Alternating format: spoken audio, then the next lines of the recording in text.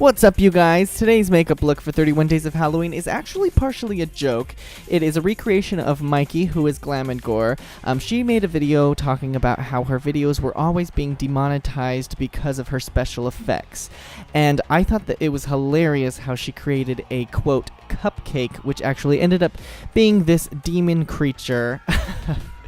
So I figured I would create this cow skull Satan demon situation.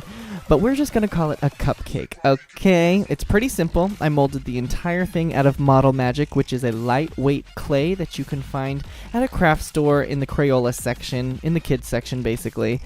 And I bought these horns off of Amazon.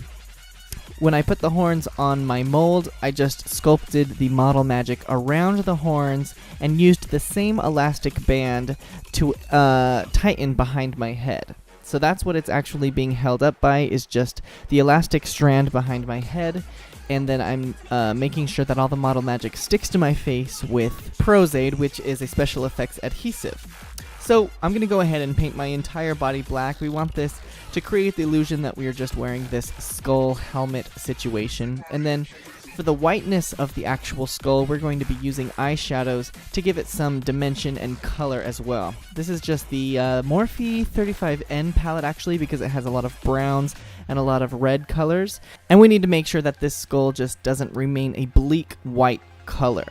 So using some of the browns, we're going to put in shading near the eyes and around the horns to give it some sort of dimension.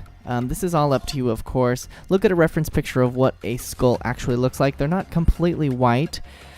And on the places that I do want to remain white, I'm using a water-activated paint in white to make sure that those stay bright and fresh.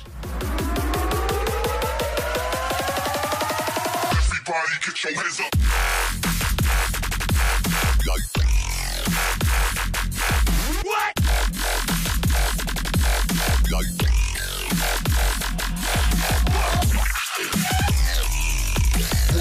Alright, now for a costume change, I just bought this black cloak on Amazon, and I taped it to the back of the skull and tied it around my neck. This gives us that eerie cult vibe, which is kind of gnarly. And the last step is to put in the money sign, which Mykie infamously put into her video. The only reason that it's inverted in this video is because my footage flips it once I actually import it into the camera, so just pretend it's correct.